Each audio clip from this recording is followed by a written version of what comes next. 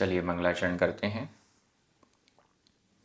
वीरं विशालनयनं रक्तोत्पलकोमलसमपायं तिविहेणपणमिऊण शीलगुणाणं निशामेह।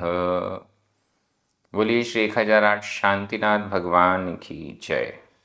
आचार्य श्री कुंद कुंद स्वामी की जय।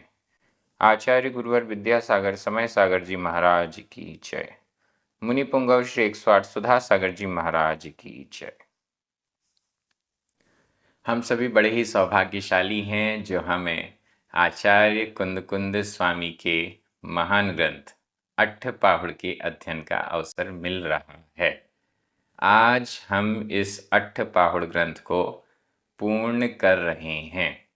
अंतिम 2 गाथाएं अंतिम 8वें पाहुड़ सील पाहुड़ की आज हमारे सामने है। गाथा क्रमांक 39 और 40 जिसका अध्ययन आज हम करेंगे। बहुत आनंद हो रहा है, खुशी हो रही है ये देखकर कि जो ग्रंथ इतना विशालकाय ग्रंथ, सैकड़ों की संख्या में गाथाएं, इन सब को हमने बहुत सफलता के साथ पूर्ण किया है।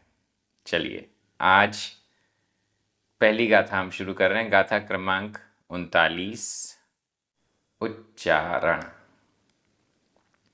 सव्व सव्व गुण क्षीण क्षीण कम्मा आधा पूरा मा कम्मा सव्व गुण क्षीण कम्मा सव्व गुण क्षीण कम्मा सुह दुख आधा का ख दुख विवज्जिदा आधा जा पूरा जा विवज्जिदा सुह दुख विवज्जिदा सुह दुख विवज्जिदा मण विशुद्धा आधा दाधा मण विशुद्धा मण विशुद्धा पप्फोडीय पप्फोडीय आधा प फ पप्फोडीय कम्म रया आधा मा पूरा मा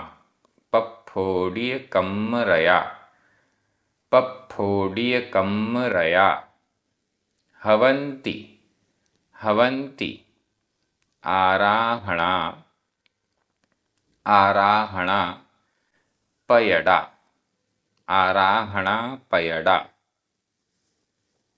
सव्वगुण क्षीण कम्मा सव्वगुण क्षीण कम्मा सुह दुख विवज्जिदा मण विशुद्धा सुह दुख विवज्जिदा मण विशुद्धा पप्फोडीय कम्म रया पप्फोडीय कम्म रया हवन्ति आराहणा पयडा हवन्ति आराहणा पयडा।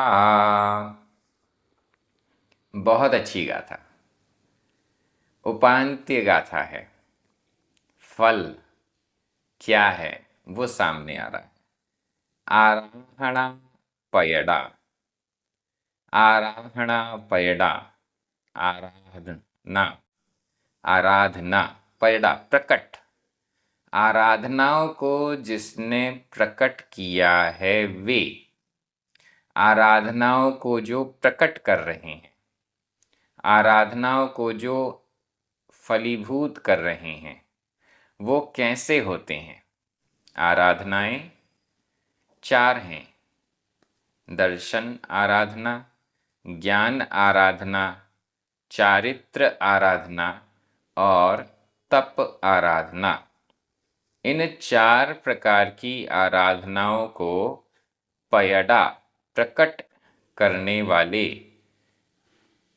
स्पष्ट करने वाले, प्रदर्शित करने वाले हवन्ति होते हैं। हवन्ति होते हैं। कैसे होते हैं वो कंडीशंस बताई जा रही हैं। वो क्या करते हैं, कैसे होते हैं, कैसे ये चारों आराधनाएं प्रकट होती हैं चारों आराधनाओं का पूर्ण रूप से प्रकट होने का मतलब है मोक्ष की प्राप्ति, केवल ज्ञान की प्राप्ति, मोक्ष की प्राप्ति। और यदि ये कुछ न्यून रह जाती हैं, कुछ कम रह जाती हैं, परिपूर्ण नहीं हो पाती हैं, पूर्ण रूप से प्रकट नहीं हो पाती हैं, तो फिर मोक्ष नहीं मिल पाता, स्वर्ग की प्राप्ति होती है। स्वर्ग से आने के बाद फिर दोबारा प्रयास करके मोक्ष जाया जाता है। आराहणा पयड़ा, आराधनाएं प्रकट करने वाले हवंती होते हैं, आराधनाओं को प्रकट करने वाले होते हैं। कौन, कैसे? ऊपर से चलते हैं।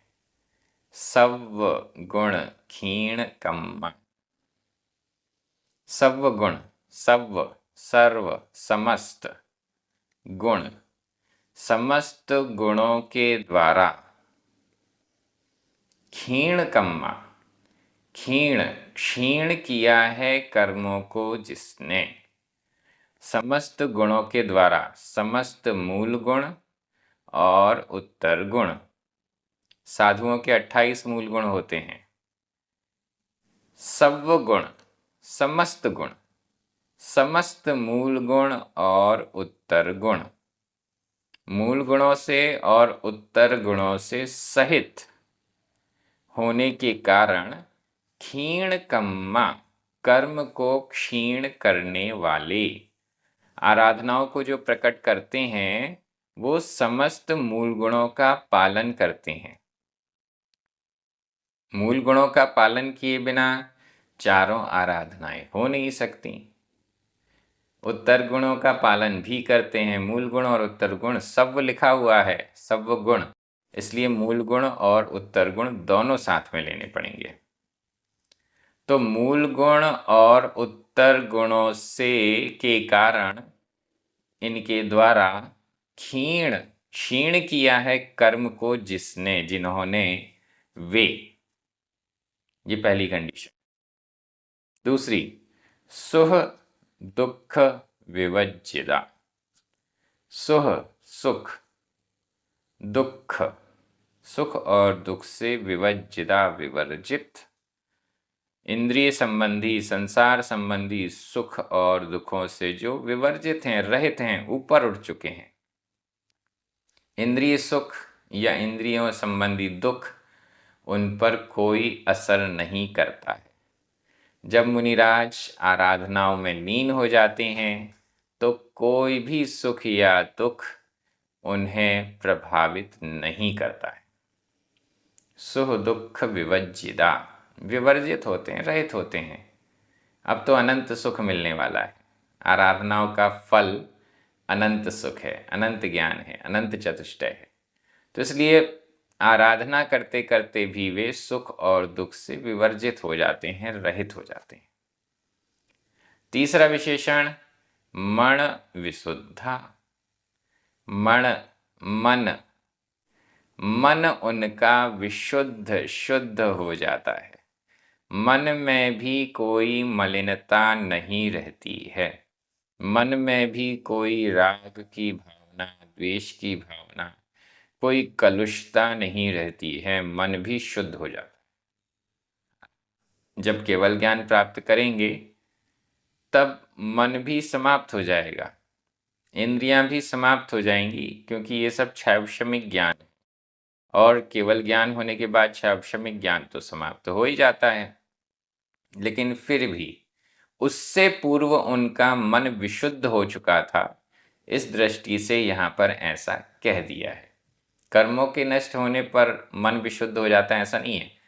कर्मों का नाश तो तब होगा जब पहले मन विशुद्ध होगा। तो इसलिए पूर्व में ही जिनका मन विशुद्ध हो चुका है, आराधनाओं को पूर्ण रूप से प्रकट वही करेगा जिसका मन शुद्ध है। आराधनाओं को पूर्ण रूप से प्रकट वही कर पाएगा जो सुख दुख से विवर्जित है, ऐसा हम समझ सकते हैं। पहले ही ये कंडीशन पूरी हो जानी चाहिए। पप्फोड़िय कम्मरया, पप्फ पफोड़िए, प्रस्फुटित, नष्ट कर दिया है। कम्म, कर्म रूपी रया, रज को जिन्होंने, कर्म रूपी रज को जिन्होंने उड़ा दिया है, प्रस्फोटित कर दिया है, उड़ा दिया, धमाका करके उड़ा दिया है। कर्म रूपी रज को जिसने उड़ा दिया है, कर्म रूपी धूल को जिसने उड़ा दिया है, हटा दिया है, साफ कर दिया है, ऐसे आराहणा पयड़ा, आराधनाओं को पूर्ण रूप से प्रकट करने वाले महामुनिराज हवंती होते हैं। ऐसे वे महामुनिराज होते हैं जिन्होंने सुख दुख से विवर्जित हैं, मन जिनका विशुद्ध है, सारे गुणों, मूल गुण और उत्तर गुणों के कारण जो क्षीण कम्मा हैं, कर्म को क्षय कर दिए हैं जिन्होंने, और पफोड़ी कम्मरया, प्रस्फुटित कर दी गई हैं कर्म की रज, कर्म रूपी धूल उड़ा दी गई हैं, हटा दी गई हैं, समाप्त कर दी गई हैं। कर्म की धूल जिसने, वे आराधनाओं को प्रकट करने वाले हवंती होते हैं। बहुत अच्छी गाथा। आराधनाओं में लीन हो जाते हैं मुनिराज। दर्शन, ज्ञान, चारित्र और तप की आराधना में ही निरंतर उनका पल पल इन आराधनाओं में होता है। उनका एक एक कार्य इन आराधनाओं के लिए होता है।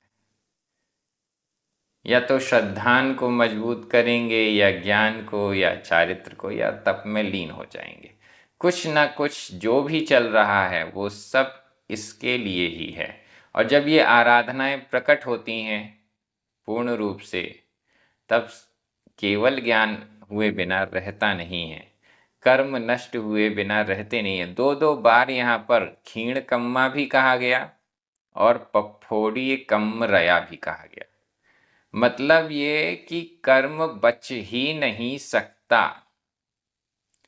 चारों आराधनाओं का आराधक व्यक्ति जब पूर्ण रूप से उनको प्रकट कर लेता है, तो फिर ये कर्म बच ही नहीं सकता है। इसलिए दो बार, एक ही गाथा में दो बार क्षीण कम्मा और पफोड़ी कम्मरया दो बार कह दिया कि कर्म अब बचेगा नहीं, नष्ट हो जाएगा, उड़ जाएगा, साफ हो जाएगा। तो ये गाथा एकदम स्पष्ट है और चार आराधनाओं के प्रति हमें प्रेरित करती है। हम चार आराधनाओं के लिए आगे बढ़ें, मुनि बनकर उन्हें पूर्ण प्रकट करें, ऐसी भावना हमारी होनी चाहिए। व्याकरण की दृष्टि से सव गुण क्षीण कम्मा, सुख दुख विवज्जिदा, मण विशुद्धा, पफोड़ी कम्मरया, आराहणा पयड़ा, ये सभी प्रथमा विभक्ति के बहुवचन हैं। इसमें क्षीण और पफोड़ीय ये दोनों ही भूतकालिक कृदंत के प्रयोग हैं। क्षीण अनियमित प्रयोग है। हवंती वर्तमान काल अन्य पुरुष बहुवचन का क्रिया रूप है। मैं हिंदी अर्थ कर रहा हूं, आपकी नजर प्राकृत शब्दों पर जानी चाहिए। समस्त मूल गुण और उत्तर गुणों के द्वारा नष्ट किया है कर्मों को जिन्होंने, सुख और दुख से रहित विशुद्ध मन वाले, कर्म रूपी धूल को प्रस्फुटित दूर करने वाले, आराधनाओं को प्रकट करने वाले होते हैं। बहुत अच्छी गाथा। अंतिम गाथा हमारे सामने है, गाथा क्रमांक 40। यह गाथा बेहद महत्वपूर्ण है। अंतिम भी है। अंतिम है इसलिए महत्वपूर्ण है ऐसा तो नहीं है, महत्वपूर्ण है फिर भी अंत में आई है, ऐसा हम कह सकते हैं। गाथा क्रमांक 40 उच्चारण।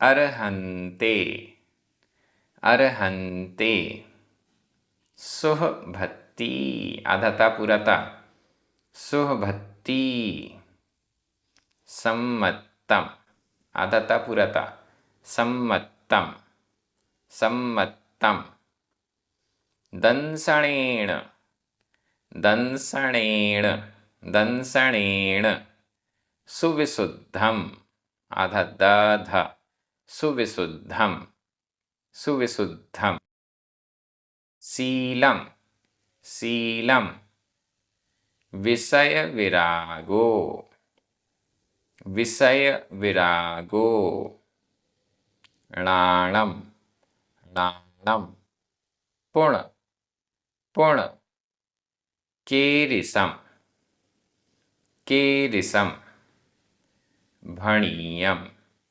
भणीयम, अर्हन्ते सुहभत्ती, अर्हन्ते सुहभत्ती, सम्मत्तं दंसणेन सुविशुद्धं, सम्मत्तं दंसणेन सुविशुद्धं, शीलं विषय विरागो, शीलं विषय विरागो, णाणं पुण्केरिसं भणियं, णाणं पुण्केरिसं भणियं। बहुत अच्छी गाथा। अट्ठ पाहुड़ की अंतिम गाथा, सील पाहुड़ की अंतिम गाथा, लेकिन बहुत अच्छी गाथा। णाणम पुण्य केरिसम भणियम, णाणम ज्ञान, पुण्य और, केरिसम कैसा, भणियम कहा गया, णाणम ज्ञान और कैसा कहा गया। जैसा यहाँ पर कहा है उसके अलावा ज्ञान और क्या हो सकता है, क्या कहा जा सकता है, यही तो ज्ञान है। णाणम पुण्य केरिसम भणियम, भणियम कहा गया, णाणम ज्ञान, ज्ञान पुण्य और केरिसम कैसा, भणियम कहा गया। इसके अलावा ज्ञान और क्या कहा जा सकता है, यही तो ज्ञान है, यही तो ज्ञान है, यही तो सच्चा ज्ञान है। ऐसा नहीं है तो वो ज्ञान ही नहीं है। कैसा नहीं है, शुरू से देखते हैं। अर्हन्ते, अर्हंत परमेष्ठी में, अर्हन्ते, अरिहंत परमेष्ठी में, अरिहंत भगवान में, सच्चे देव में। सुह भक्ति, सुह शुभ, भक्ति भक्ति, शुभ भक्ति का होना, अरिहंत भगवान के प्रति शुभ भक्ति का होना, अरिहंत भगवान के प्रति शुभ अनुराग का होना, शुभ भक्ति का होना। सुह भक्ति, शुभ भक्ति, प्रशस्त भक्ति, राग द्वेष रहित भक्ति, अन्य आकांक्षाओं से रहित भक्ति, शुभ भक्ति। ये क्या है, सम्मतम, सम्यक्त्व है। अर्हन्ते सुभक्ति सम्मतम, अरिहंत के प्रति, अरिहंत में शुभ भक्ति होना, यही तो सम्मतम सम्यक्त्व है। सही श्रद्धा, किसके प्रति सही श्रद्धा, सच्चे देव शास्त्र और गुरु के प्रति सही श्रद्धा। ये सही श्रद्धा का क्या मतलब है, कैसे समझें कि मेरी श्रद्धा सही है, कैसे समझें कि मेरी श्रद्धा सच्चे देव शास्त्र गुरु के प्रति है या नहीं। उसका यहाँ सबसे बड़ा एक लक्षण दे दिया, अर्हन्ते सुभक्ति, अरिहंतों में शुभ भक्ति, अरिहंत में शुभ भक्ति। अगर शुभ भक्ति नहीं है तो श्रद्धा ही नहीं है। फिर से सुनिए, अगर शुभ भक्ति नहीं है, अगर भक्ति नहीं है तो श्रद्धा कहाँ है? श्रद्धा ही नहीं है। भक्ति नहीं है तो श्रद्धा नहीं है।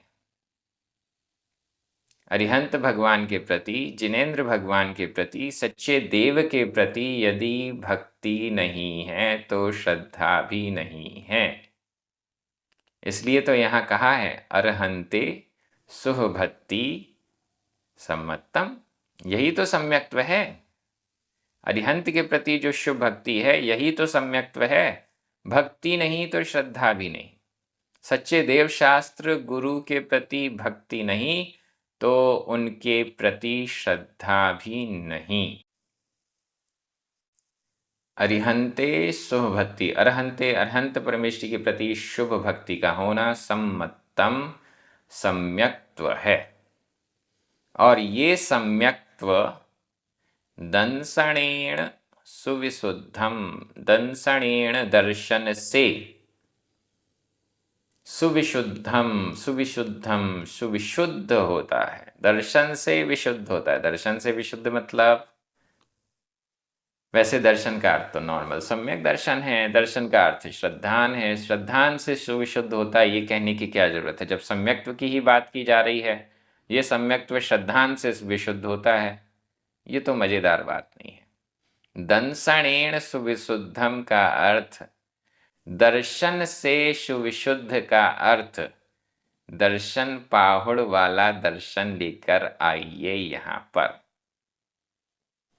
द्रव्यलिंग, मुनि मुद्रा, मुनि मुद्रा से सहित दंसणेन सुविशुद्धम, दर्शन से सुविशुद्ध। दर्शन पाहुड़ में जो दर्शन कहा गया, दंसेई मुख मग्गम इत्यादि, उस दर्शन से सुविशुद्ध श्रद्धा है, भक्ति है। कैसी भक्ति होनी चाहिए? दंसणेन सुविशुद्धम, दर्शन से सुविशुद्ध, मुनि मुद्रा से सुविशुद्ध, क्योंकि ये अरिहंत के प्रति शुभ भक्ति मोक्ष मार्ग है, मोक्ष प्रदान करने वाली है। जब मोक्ष प्रदान करने वाली है तो बिना मुनि बने थोड़ी मोक्ष मिलेगा। इसलिए दंसणेन सुविशुद्धम, दर्शन से सुविशुद्ध, द्रव्यलिंग से सुविशुद्ध, मुनि मुद्रा से सुविशुद्ध, ऐसा अर्थ लिया जाए तो और अच्छा रहेगा। सामान्य से कह दो सम्यक तो क्या है, श्रद्धान से सहित है, तो आचार्य कुंदकुंद स्वामी इतना सा थोड़ी कहेंगे। वो तो नीचे कह रहे हैं ज्ञान इसके अलावा और क्या है। तो श्रद्धान अकेला ज्ञान नहीं है। दंसणेन सुविशुद्धम, दर्शन से जो सुविशुद्ध है वह श्रद्धान है, वह सम्यक्त्व है। अरहंते सुभक्ति, अरिहंत के प्रति सुभक्ति यह सम्यक्त्व है, और यह सम्यक्त्व दर्शन से सुविशुद्ध होता है। नीचे शीलम, शील, विषय विराग, विषयों के प्रति विराग, विषयों के प्रति विराग ही तो शील है। अंतिम गाथा में उपसंहार रूप से शील को भी परिभाषित कर दिया। विषय विरागो, पंचेंद्री के विषयों से विरक्त होना, पंचेंद्री के विषयों से दूर होना, पंचेंद्री के विषयों में आनंद की अनुभूति ना करना, पंचेंद्री के विषयों के प्रति राग भाव ना रखना। विरागो, विरागो विषय विरागो, विषयों के प्रति विराग होना, यही शीलम, शील है, यही शील है, यही सम्यक चारित्र है, यही सही आचरण है। मुनि बनने के बाद भी यदि विषयों के प्रति राग है तो वो मुनित्व ही नहीं है, वह शील ही नहीं है। इसलिए शीलम विषय विरागो, विषयों के प्रति विराग, यह शील है। अब इसके बाद आचार्य कुंदकुंद स्वामी सीना ठोक कर कहते हैं, णाणम पुण्य केरी संभणिया। पुण्य और णाणम ज्ञान, केरिसम कैसा भणियम, इसके अलावा ज्ञान और क्या है? यही तो ज्ञान है। अरिहंत के प्रति, अरिहंत परमेष्टि में शुभ भक्ति है, दर्शन से सुविशुद्ध है वह सम्यक्त्व, और विषयों के विराग रूप शील भी है। तो इसके अलावा कौन सा ज्ञान आपको देखना है? इसके अलावा कौन सा ज्ञान कहा गया है? यही तो ज्ञान है। ग्रंथों का ज्ञान कर लें, अष्टपाहुड़ पढ़ लें, वो ज्ञान ज्ञान कहलाएगा नहीं। श्रद्धान नहीं है तो ज्ञान ज्ञान नहीं है, जानकारी हो सकता है। मुझे अष्टपहाड़ की बड़ी अच्छी जानकारी है, किसी काम की नहीं है जानकारी। ज्ञान होना अलग है, जानकारी होना अलग है। आजकल एआई का ज़माना है, आर्टिफिशियल इंटेलिजेंस के पास भी वो जानकारी है जिसे हम जानकारी कह रहे हैं, लेकिन ज्ञान नहीं है, श्रद्धान नहीं है, शील नहीं है। ये तो केवल जानकारी है। जैसे पुस्तकों में लिखा हुआ है वैसे ही वो एआई में स्टोर किया हुआ है। वो ज्ञान नहीं है, जानकारी हो सकती है। तो यहाँ पर णाणम पुण्य केरिसम भणियम, इसके अलावा ज्ञान और क्या कहा गया? यही तो ज्ञान है। अरिहंत परमेष्टि के प्रति भक्ति नहीं है तो ज्ञान नहीं है। दर्शन से विशुद्ध नहीं है, मुनि मुद्रा नहीं है तो ज्ञान नहीं है। हम कितने भी शास्त्रों का ज्ञान कर लें, कितने भी बड़े विद्वान बन जाएं, हजारों ग्रंथों का भी स्वाध्याय कर लें, लेकिन मुनि नहीं बने हैं तो ज्ञानी भी नहीं बने हैं, ज्ञान भी नहीं है। जो शास्त्रों में लिखा है उसे हम फॉलो ही नहीं कर रहे हैं तो किस बात के ज्ञानी? हो ही नहीं सकते। इसलिए यहाँ पर स्पष्ट कहा, और विषयों के प्रति विराग, विषयों में तो डूबे हुए हैं, फिर किस बात के ज्ञानी हैं? फिर कौन सा ज्ञान है? विषयों से विरक्त हुए बिना ज्ञान ज्ञान ही नहीं है। बहुत अच्छी ये गाथा अंतिम उपसंहार के रूप में हमारे सामने आई। बहुत कुछ हम अष्टपाहुड़ से सीख चुके हैं। अगर एक एक बिंदु के रूप में भी लिखें तो जितना बड़ा ये ग्रंथ है उतने बड़े हमारे वो बिंदु होते चले जाएंगे, उतनी संख्या बढ़ती जाएगी। इतना महत्वपूर्ण आचार्य कुंद कुंद स्वामी का उपदेश हमें यहाँ पर मिला है। व्याकरण की दृष्टि से अरहंते सप्तमी विभक्ति का एक वचन है। सुहभक्ति सम्मतम सुविशुद्धम शीलम विषय विरागोणाणम केरिसम भणियम, ये सभी प्रथमा विभक्ति के एक वचन हैं। दंसणेण, यह भी तृतीया विभक्ति का एक वचन है। पुण्य अव्यय है, केरिसम को भी अव्यय कह सकते हैं। भणियम, यह भूतकालिक कृदंत का प्रयोग है। बहुत सरल व्याकरण। आचार्य कुंद कुंद स्वामी शब्दों की दृष्टि से तो बड़े सरल हैं, अर्थ गंभीर हो लेकिन शब्द सरल होते हैं। अभी इतना बड़ा अष्टपाहुड़ पढ़ने के बाद ये हमारे लास्ट के सेंटेंस हैं कि भाषा तो बड़ी सरल प्रयोग में लाई है आचार्य कुंद कुंद स्वामी ने। और यदि हम आचार्य कुंद कुंद स्वामी का ग्रंथ पढ़ रहे हैं और भाषा की दृष्टि गायब है तो फिर आनंद ही नहीं है, ऐसा समझिएगा। प्राकृत की दृष्टि से प्राकृत भाषा की गाथाओं को यदि हम नॉर्मल प्राकृत छोड़कर सिर्फ हिंदी से या अन्य किसी भाषा से पढ़ रहे हैं तो आचार्य कुंद कुंद स्वामी की मूल भावना, मूल तत्व, मूल एनर्जी हमें नहीं मिल पाएगी। ये तो समझ लिया है। बहुत अच्छी गाथा। एक बार मैं हिंदी अर्थ कर रहा हूँ, आपकी नज़र प्राकृत शब्दों पर जानी चाहिए। अरिहंत भगवान के प्रति शुभ भक्ति होना सम्यक्त्व है, और यह सम्यक्त्व दर्शन से सुविशुद्ध होता है। विषयों के प्रति विराग यह शील है। इसके अलावा ज्ञान और कैसा कहा गया। यही तो ज्ञान है, इसके अलावा ज्ञान और क्या है। हम सभी बड़े आनंदित हैं, अष्टपहाड़ ग्रंथ पूर्ण कर रहे हैं। सभी ने, जी हाँ, सभी ने अच्छे से स्वाध्याय किया है, नियम पूर्वक स्वाध्याय किया है। कोई ना कोई नियम हर पहाड़ में हमने लिया है और उसे बड़ी विशुद्धि के साथ पूर्ण किया है। बहुत अच्छे परिणामों के साथ, विशुद्धि भाव के साथ यह स्वाध्याय पूर्ण किया है। यदि इस स्वाध्याय के दौरान मुझसे कोई गलती हो तो जिनवाणी मुझे क्षमा करें, आचार्य कुंदकुंद स्वामी मुझे क्षमा करें और आप सब भी क्षमा करें।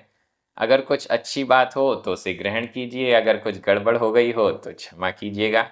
आगे भी कोई अच्छा ग्रंथ लिया जाएगा, उसकी सूचना आपको दे दी जाएगी। आप सभी बहुत अच्छे से स्वाध्याय कर रहे हैं, इस क्रम को इसी प्रकार से आगे बढ़ाते रहिए। प्राकृत प्रशिक्षण यूट्यूब चैनल के द्वारा प्राकृत के ग्रंथों का बहुत अच्छा अध्ययन हो रहा है। सब्सक्राइब करना मत भूलिएगा। जिन पुण्यार्जकों के निमित्त से ये सभी ग्रंथ सभी के सामने आ रहे हैं और एक दृष्टि से, आगे की भविष्य की दृष्टि से बहुत अच्छे से स्टोर भी होते जा रहे हैं, संरक्षित होते जा रहे हैं, ये भी उनके लिए भी बहुत धन्यवाद अर्पित करना चाहिए। आप सभी पढ़ने वाले यदि ना हो तो आनंद ही नहीं आएगा। सभी के प्रति धन्यवाद की भावना है। जिनवाणी स्तुति करें, 9 बार नमोकार मंत्र पढ़ें। सभी को जय जिनेंद्र।